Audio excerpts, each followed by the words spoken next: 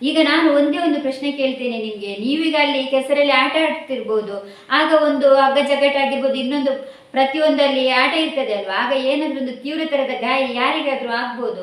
ಆಗ ನೀವು ಸಡನ್ ಆಗಿ ಒಂದು ಆಂಬುಲೆನ್ಸ್ ಇಲ್ಲಾಂದ್ರೆ ಗಾಡಿ ಕರಿತೀರಾ? ಆಗ ನೀವು ನಿಮ್ಮ ಜಾತಿದ ಆಂಬುಲೆನ್ಸ್ ಕರಿತೀರಾ, ಇಲ್ಲ ಅಂದರೆ ಜಾತಿಯವರದ್ದು ಗಾಡಿ ಮಾಡ್ಕೋತೀರಾ? ಇಲ್ಲ ಅಲ್ವಾ? ಹಾಗೆ ಅಲ್ಲಿ ಹಾಸ್ಪಿಟ್ಲಿಗೆ ಹೋಗ್ತೀರಾ, ಹಾಸ್ಪಿಟ್ಲಲ್ಲಿ ಏನಾದರೂ ಅವ್ರಿಗೆ ತುಂಬ ಗಾಯ ಆಗಿ ರಕ್ತ ಎಲ್ಲ ಹೋಗಿದ್ರೆ ಅಲ್ಲಿ ರಕ್ತ ಕೊಡ್ಬೇಕಂತ ಹೇಳ್ತಾರೆ, ಆಗ ನೀವು ಜಾತಿಯವ್ರನ್ನ ಹುಡುಕಿಕೊಂಡು ಹೋಗಿ ರಕ್ತ ಕೊಡುವುದಾ? ನೀವು ಇಲ್ಲಿ ಮಾತ್ರ ಯಾಕೆ ಜಾತಿ? ಕೆಸರಿ ಆಟಿಡೊಂಜಿ ದಿನದಲ್ಲಿ ಕೆಸರಿನಲ್ಲಿ ಆಟ ಆಡುವಾಗ ಮಾತ್ರ ನಿಮಗೆ ಜಾತಿ. ಹಿರಿಯರು ಹಾಕಿಕೊಟ್ಟಂತಹ ಒಂದು ಸಂಪ್ರದಾಯವನ್ನು ನೀವು ಮುಂದುವರಿಸಿಕೊಂಡು ಎಲ್ಲರೂ ಹೋಗ್ತೀರಾ, ಅದಕ್ಕೆ ನನಗೆ ತುಂಬ ಖುಷಿ. ಆದರೆ ಇಲ್ಲಿ ಕೆಲವರು ಮಾಡುವಂತಹ ತಪ್ಪುಗಳು ಎಂತ ಅಂದರೆ, ಎಲ್ರಿಗೂ ಸಹ ಗೊತ್ತಿದ್ದು ಗಮನಿಸಿ ಸಹ ಯಾರು ಕೂಡ ಇದನ್ನು ಜಾಸ್ತಿಯಾಗಿ ಇದರ ಬಗ್ಗೆ ಮಾತಾಡೋದಿಲ್ಲ. ಆದರೆ ನಾವು ಮಾತಾಡ್ತೇನೆ, ಯಾಕೆಂದರೆ ಇಲ್ಲಿ ಅನ್ಯಾಯ ನಡೆಯಿತು, ಅದನ್ನು ಕೆಲವರು ನಮಗೆ ಸಹಿಸ್ಕೊಳ್ಳಿಕ್ಕೆ ಆಗ್ತಾ ಇಲ್ಲ. ಖಾಲಿ ರೆಸಿಪಿ ಚಾನಲ್ ಮಾಡಿಕೊಂಡು ಇನ್ನೊಂದು ಚಾನಲ್ ಮಾಡಲಿಕ್ಕೆ ಅಂತ ನಾನು ಯೂಟ್ಯೂಬ್ ಸ್ಟಾರ್ಟ್ ಮಾಡಿಕೊಂಡದ್ದೇ ಅಲ್ಲ.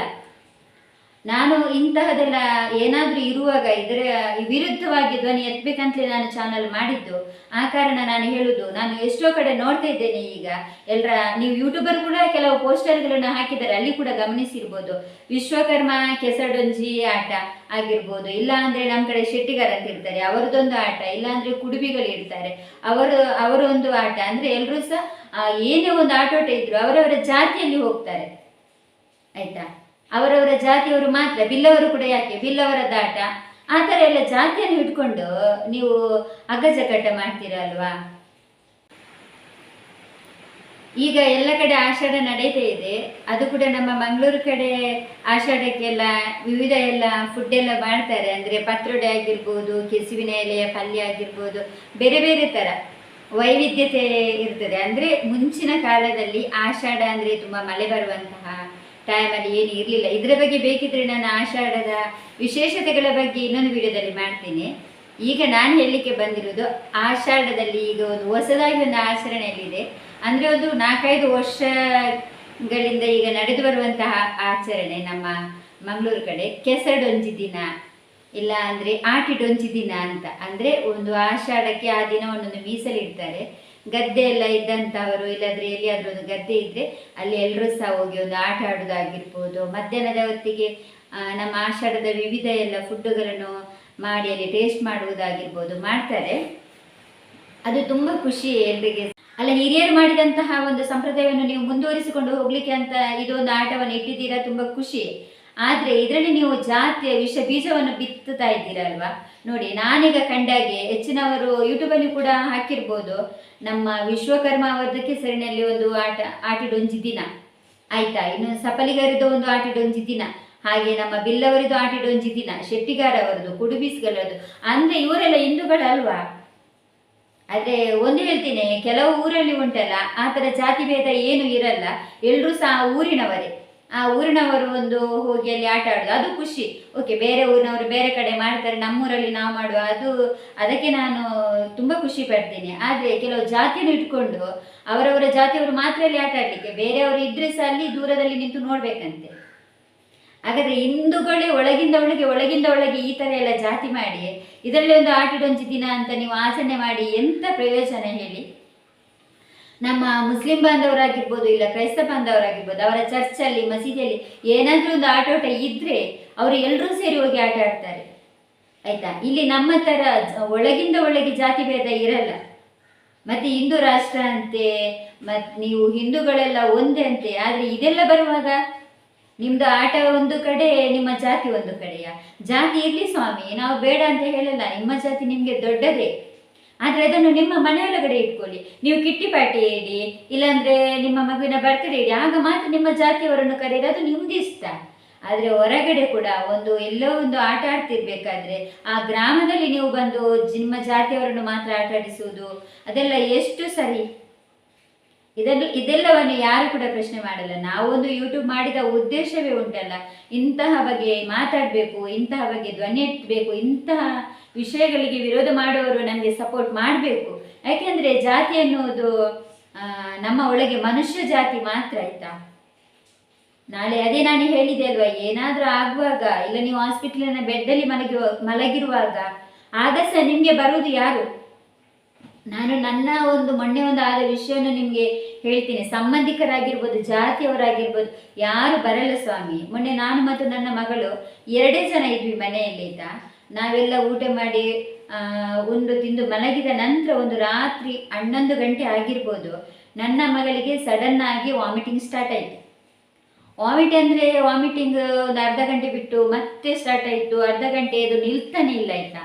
ನಾನು ಎನಿಸಿದೆ ಏನೋ ಫುಡ್ ಪಾಯ್ಸನ್ ಆಗಿರ್ಬೇಕು, ಈಗ ಕಮ್ಮಿ ಆಗ್ತದೆ. ನಾನು ಎಂತ ಮಾಡೋದು, ಈ ಊರಲ್ಲಿ ನಮಗೆ ಜಾಸ್ತಿ ಪರಿಚಯವೂ ಇರುವುದಿಲ್ಲ. ಬಂದೊಂದು 6-7 ತಿಂಗಳು ಆದದಷ್ಟೇ. ಯಾರಾದರೂ ಸಂಬಂಧಿಕರಿಗೆಲ್ಲ ಫೋನ್ ಮಾಡಿ ಕರೀಲಿಕ್ಕೆ ಎಷ್ಟು ದೂರದಲ್ಲಿ ಇರ್ತಾರೆ ನಮ್ಮ ಸಂಬಂಧಿಕರು, ಹತ್ತಿರದಲ್ಲಿ ಯಾರು ಇರ್ತಾರೆ ಇಲ್ಲಿ? ಅದು ಸಹ ರಾತ್ರಿ ಯಾರು ಸಹ ಬರುವ ಧೈರ್ಯ ಮಾಡ್ತಾರೆ ಅಷ್ಟು ರಾತ್ರಿಗೆ ಎಲ್ಲ? ಯಾರು ಅಷ್ಟೆಲ್ಲ ರಿಸ್ಕ್ ತಗೊಳ್ಳಿಕ್ಕೆ ಯಾರು ಇಷ್ಟಪಡಲ್ಲ. ಒಂದು ಸಲ ವಾಮಿಟಿಂಗ್ ಆಯಿತು, ಏನೋ ಒಂದು ಸರಿಯಾಗ್ಬೋದು ಅಂತ ನಾನು ನೋಡಿದ್ವಿ. 2 ಸಲ 3 ಸಲ ಹೀಗೆ ಕಂಟಿನ್ಯೂ ಒಂದು 10 ನಿಮಿಷಕ್ಕೊಮ್ಮೆ ವಾಮಿಟ್ ಮಾಡಲಿಕ್ಕೆ ಸ್ಟಾರ್ಟ್ ಮಾಡಿದ್ದು. ಆಗ್ಲೂ ಅವಳು ಹೇಳೋದಿಷ್ಟೇ, ಬೇಡಮ್ಮ ಯಾರಿಗೆ ಸಹ ಯಾಕೆ ತೊಂದರೆ, ಎಲ್ಲರೂ ನಿದ್ದೆಯಲ್ಲಿ ಇರ್ತಾರೆ, ಬಿಸಿಬೇಡಿ ಸರಿಯಾಗ್ಬೋದು ಅಂತ.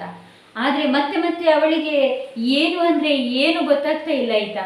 ಅವಳನ್ನು ನನಗೆ ಹಿಡ್ಕೊಳ್ಳಿಕ್ಕೆ ಆಗ್ತಾ ಇಲ್ಲ. ಆ ಥರ ವಾಮಿಟ್ ಮಾಡಿ ಅವಳು ಮುಂಚೆನೇ ಅಷ್ಟೇ ವೀಕ್ನೆಸ್. ಎಷ್ಟು ದೊಡ್ಡ ಗಟ್ಟಿ ಶರೀರವರು ಕೂಡ ಒಂದು 4-5 ಸಲ ವಾಮಿಟ್ ಮಾಡಿದರೆ ಅವರಲ್ಲಿ ಯಾವ ಶಕ್ತಿ ಇರೋದಿಲ್ಲ.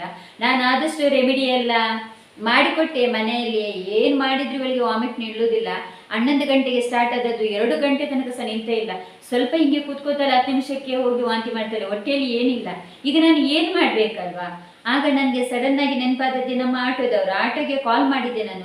ಅವರು ತುಂಬ ಗಾಢ ನಿದ್ರೆಯಲ್ಲಿ ಇರ್ತಾರೆ ರಾತ್ರಿ 2 ಗಂಟೆಗೆ ಹೊತ್ತಿಗೆ. ಅವರು ಫೋನ್ ರಿಸೀವ್ ಮಾಡಲಿಲ್ಲ. ಆಗ ನಮ್ಮ ಇಲ್ಲೇ ಒಂದು ಮೇಲ್ಗಡೆ ಒಂದು ಮನೆಯವರಿದ್ದರು, ಅವರಿಗೆ ಕಾಲ್ ಮಾಡಿದ್ದೆ. ಅವರು ಫಸ್ಟಿಗೆ ಫೋನ್ ರಿಸೀವ್ ಮಾಡಲಿಲ್ಲ. ಮತ್ತೊಮ್ಮೆ ಅವರು ರಿಸೀವ್ ಮಾಡಿದರು. ರಿಸೀವ್ ಮಾಡಿ ಎಂಥ ವಿಷಯ ಅಂತ ಕೇಳಿದ್ರು. ಅಂದರೆ ಅವರು ಪಾಪ ನಿದ್ದೆಯಲ್ಲಿದ್ದರು.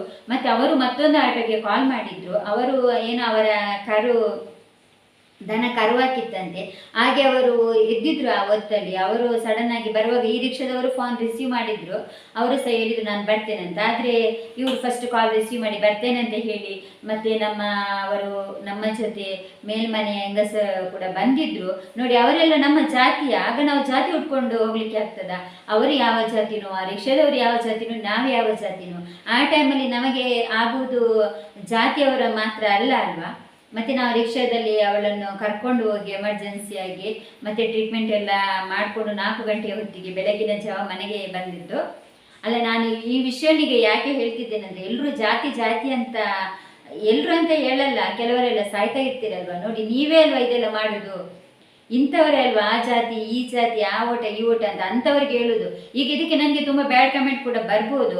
ಆದರೆ ನನಗೆ ಇದರಲ್ಲಿ ಏನು ಬೇಜಾರಿಲ್ಲ. ಜಾತಿ ಅಂತ ಹೇಳ್ತೀರಲ್ವ, ನೀವು ಸತ್ತಾಗ ನಿಮ್ಮ ಜಾತಿಯವರೇ ಅಲ್ವಲ್ಲ ಮಣ್ಣು ಮಾಡಲಿಕ್ಕೆ ಬರೋದು. ಎಲ್ಲರೂ ಸೇರಿ ಆಗುವುದು. ಮೊದಲು ಮನುಷ್ಯತ್ವಕ್ಕೆ ಬೆಲೆ ಕೊಡಿ ಆಯಿತಾ, ಮನುಷ್ಯರಿಗೆ ಬೆಲೆ ಕೊಡಿ, ಮತ್ತೆ ಜಾತಿ.